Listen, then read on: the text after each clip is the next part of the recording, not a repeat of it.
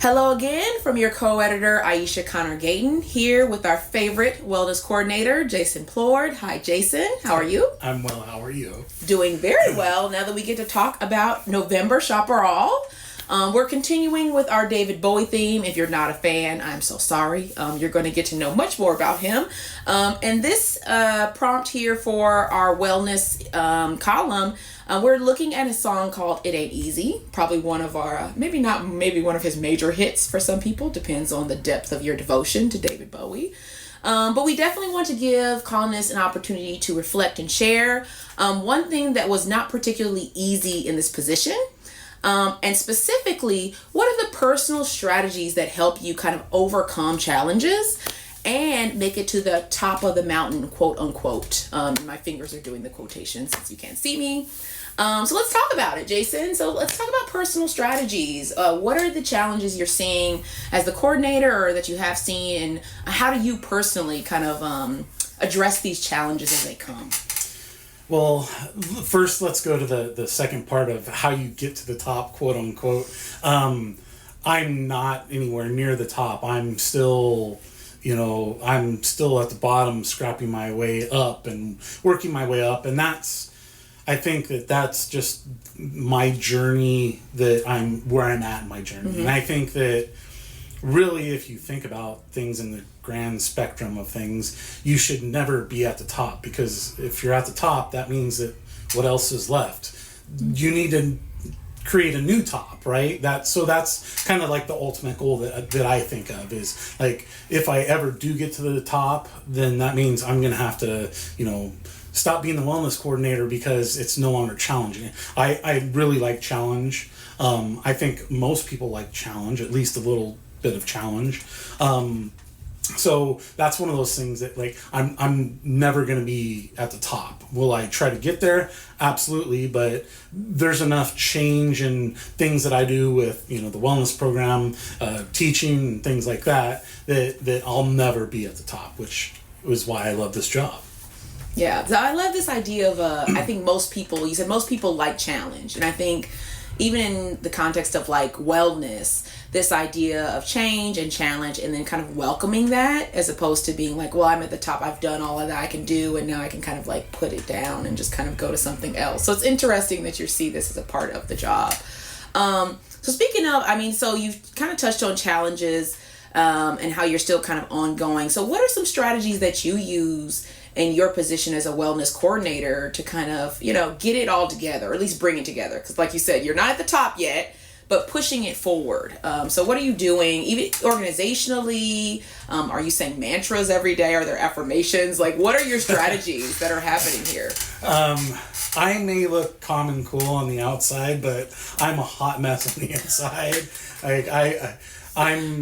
And it's, I show a video in my Health 104 class about stress, and, one of the guys that is doing a study on stress using baboons, and he's like, look, like, I know all this information that stress is bad for you, but you need the right type of stress. And then I go out and I'm working 80 hours a week and type A, and I'm probably going to die of a heart. Like, that's kind of how I feel sometimes. I'm very type A. I'm very hands-on.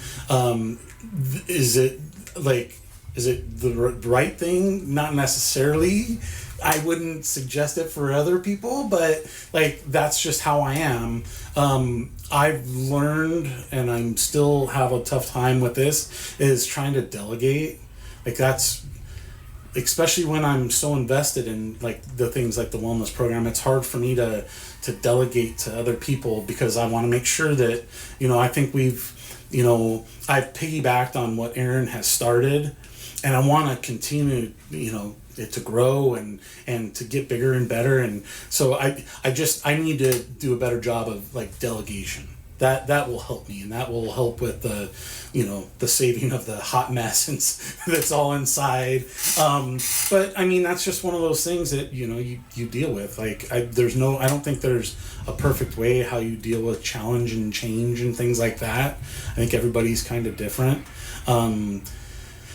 Another thing that I would tell my health students would be like, how do you eat an elephant? Like one bite at a time. Like that's just if you try to do too much too quick, it's like it can go out of control in a heartbeat, and you don't want that. So just little by little. That, I guess, is my best advice to people. Try to do things little by little. Okay, once you get comfortable, then you can change it a little bit more and do that change little by little, and there you go.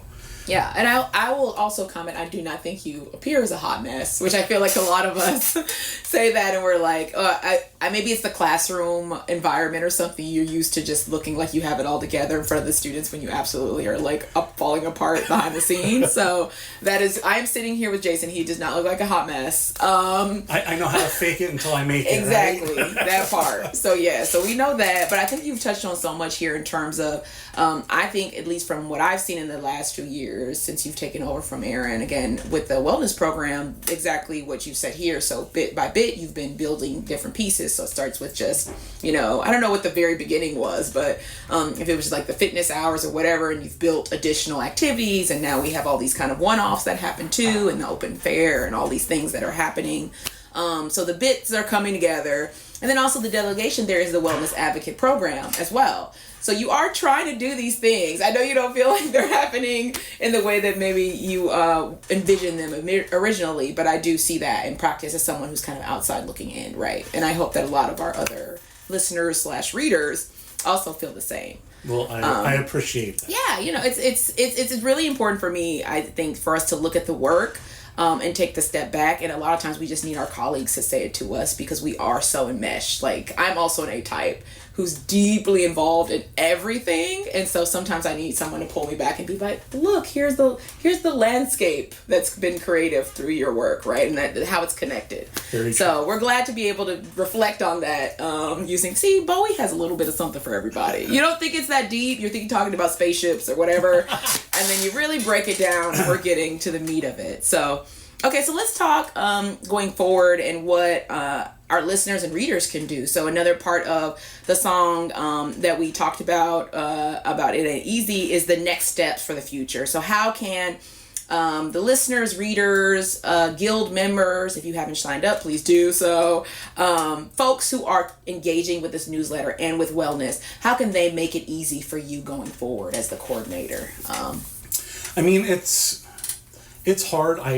As the wellness coordinator, someone did say this one time, and I think I've mentioned this before, is I'm not pizza. So pizza makes everybody happy. I'm not pizza, so I'm not going to make everybody happy. I try my best to give the offerings based on information that I've collected. And,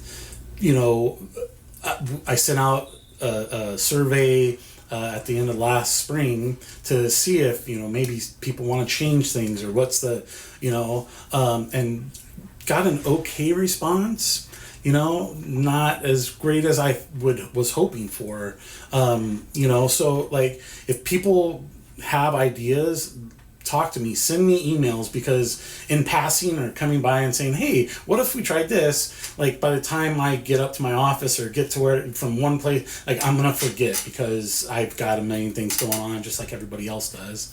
And if it's something that you're passionate about, maybe you can become a wellness advocate and help out getting that offering off the ground. And I'm all for that because I'm trying to delegate more, remember? I'm clapping, silently clapping here. Right. So that I think that's the biggest challenge, is to try to make everybody happy, knowing that 9 times out of 10 that's not going to happen, and we kind of have to go with what's worked in the past. I'm definitely open to change and offering different aspects. I just may need help because there's one of me, and how many faculty members do we have? A lot more than just one, so I can't be at all places all the time.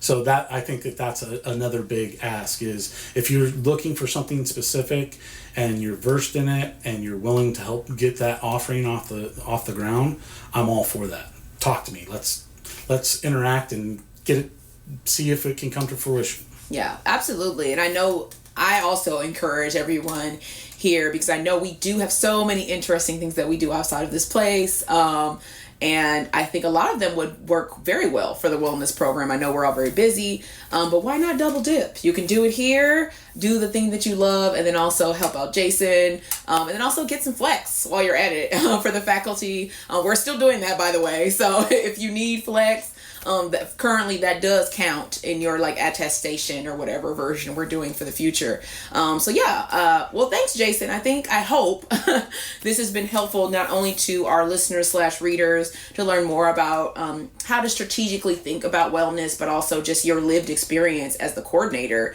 kind of coming in and taking things over. I think a lot of us who jump in with both feet are trying to find ourselves being better delegators and also taking things one day at a time. So we appreciate your advice and your reminders. As always, I am happy to be your co-editor along with Romy McGree. And we'll see you in the November issue of Chaparral. If you have any questions, you know how to hit us, Chaparral at Glendale. You should definitely let Jason know if you want any additional offerings. If you have an offering you want to start, if you want to bring a group to the current ones, whatever. And he is J Plourde, Plourde at glendale.edu. And we are signing off here for November. Thanks again. Bye-bye.